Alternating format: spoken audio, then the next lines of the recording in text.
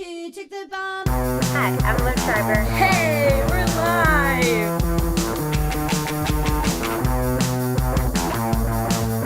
What advice do you give to young girls who want to start a business? Do it. Go. Hey guys, it's Liv Schreiber. I'm so excited to finally be in the world of vlogging. I guess I should reintroduce myself. So I'm Liv. I'm from Mendham, New Jersey. I run a digital marketing agency called Brand Caffeine with my twin brother. As a fashion founder and as a digital marketing strategist, I realized that in quarantine there aren't a lot of places for girls in college and high school and postgrad to go to learn. I talked to my team. Actually, they said to me we should offer a program, and I was like, okay. So we figured out basically that we just launched this Zoom Fashion Week to bring my conversations that I was already having just to girls, just to help them, just to give them something to look forward to. And I just wanted to create connections for the girls. I wanted them to be able to network with my friends who are founders. I wanted the girls to network with each other. I just wanted to build a community and something to look forward to. It was literally that authentic, that simple. So excited to introduce the Zoom Fashion Week speakers. So first up, we have the Fleshners, Nikki Fleshner, Shelly Zalis. They run the Female Quotient. Shelly Zalis is the CEO. It's unbelievable. My favorite female empowerment, just go girl organization. What brought me to the Female Quotient was they had this line of necklaces and apparel that was just kind of sold as merchandise for the company. But it's such an amazing cause with so much around it that I thought to myself, this has so much, we need to take it and really run with it. We donate percentages to nonprofit organizations helping girls around the world. So it's, it's not just a necklace that you wear all the time, but it's something that you can wear all the time, knowing, that you either helped someone get an education when they couldn't get access to one. You helped a girl who, you helped get her out of human trafficking and sex trafficking. And I really thought early in my career I needed to be like all of the men ahead of me. But I thought that I'm supposed to just follow all the rules, do all the right things, and walk in their footsteps. And, number one, I don't like their shoes. So that is not fun. Knowing that there's a difference that we're making in the world through something that's like a necklace, which to us seems like a cute everyday accessory, is such a statement making piece for our wardrobe, but also for so many people around the world. Things that you find as a challenge are probably the things that you're most passionate about, and they're just being disguised as a challenge for you right now. Always listen, but never mute. That's another really important lesson. Your voice matters. And oftentimes we think, oh, who really wants to hear what I have to say? And I have to say that we all do. The second speaker is Natasha, my cousin. She's the assistant to the head of design at Free People. Super cool. So we're talking all about her start from growing up in a rural area to making it at Free People as a head honcho in the design world.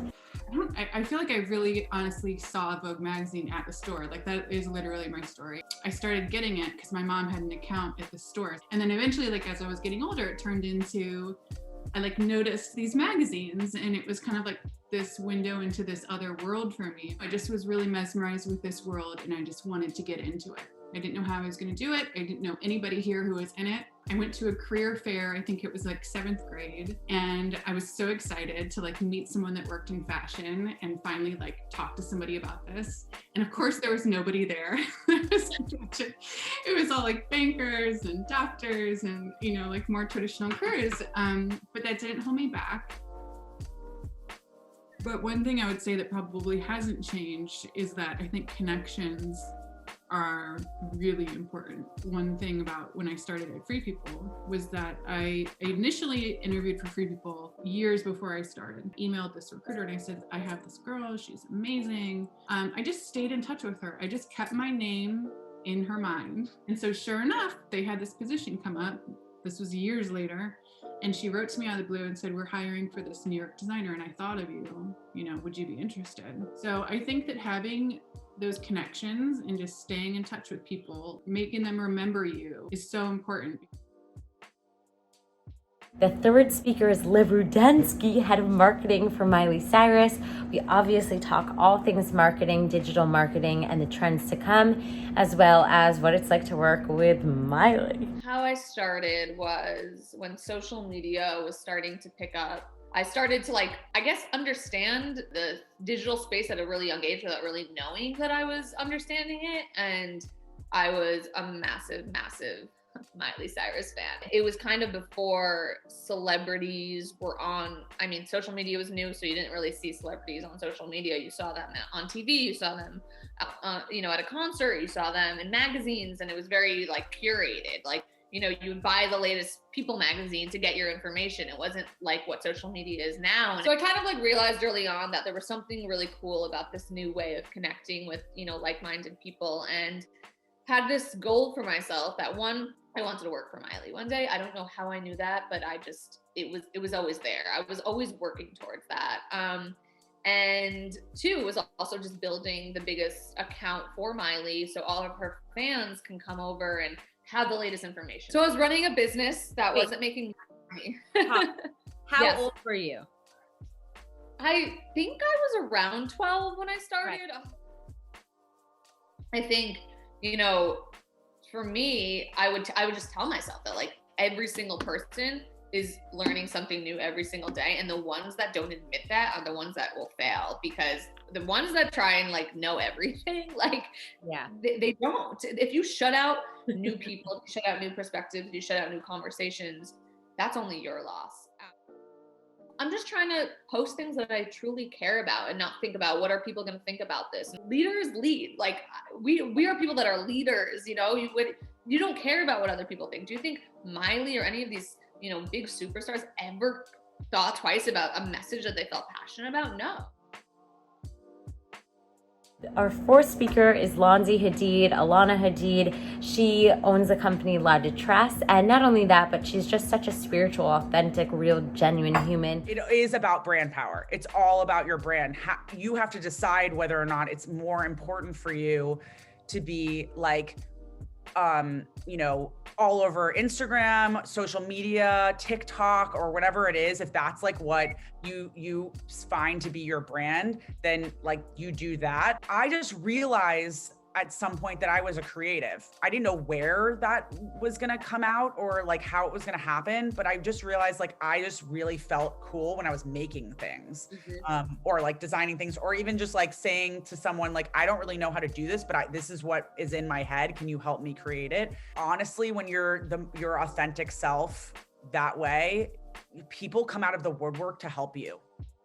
The reality of the situation is it's going to be really, really hard. And if you really love it, and then you are at a point where you're well, I could be a therapist, or I could do something else. I could, whatever. And you go and do that, then maybe this wasn't the thing for you, because you have to bleed for this. I hate to really put it that way, but it's a lot.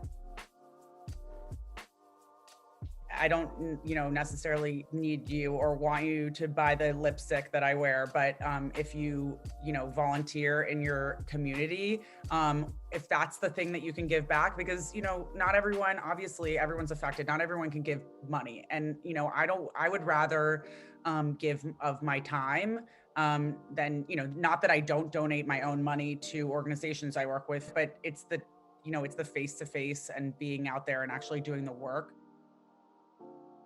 Last speakers were Ben and I, my twin brother and I. We talked all about what it's like running a fashion digital marketing agency called Brand Caffeine. It wasn't all just flowers and roses. Ben and I both, from the time we were in high school, I think, until now, and now at an accelerated rate, I think we both felt we never really fit in with everyone else. I just wanted to work. I didn't want to hang out with my friends. I wanted to be working. So you guys should know that you can teach yourselves whatever you want to learn.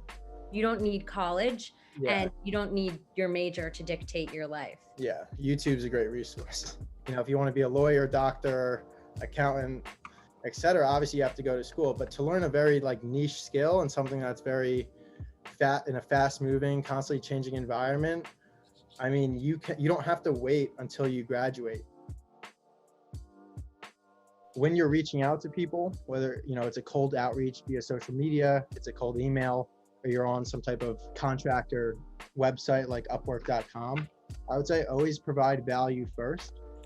If you want to work with someone, whether it's a company or a creator or a singer, so I always try to provide value first. Say, you know, here's what we can do for you. Here's what I noticed after doing my homework and studying your website or your social media strategy. Here's 3 things I recommend. Let me know if you're interested. I think mastering your cold outreach is really important. I think if you're going to send a message and you know who you're speaking to, go all in. Like, you literally are all behind screens. You have to show your personality because we can't speak to you. If you guys can put together anything for anyone just to show a supplement of something that you do or something you can do without them having to ask you, that's the secret.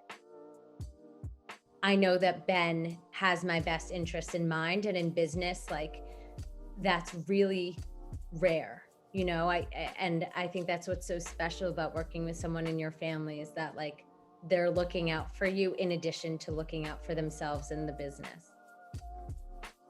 For those of you guys who didn't get to join Zoom Fashion Week, I hope you gained some knowledge from this video. Thank you so much to everyone who joined. I feel like you're part of my family. I'm so excited for Zoom Fashion Week round 2.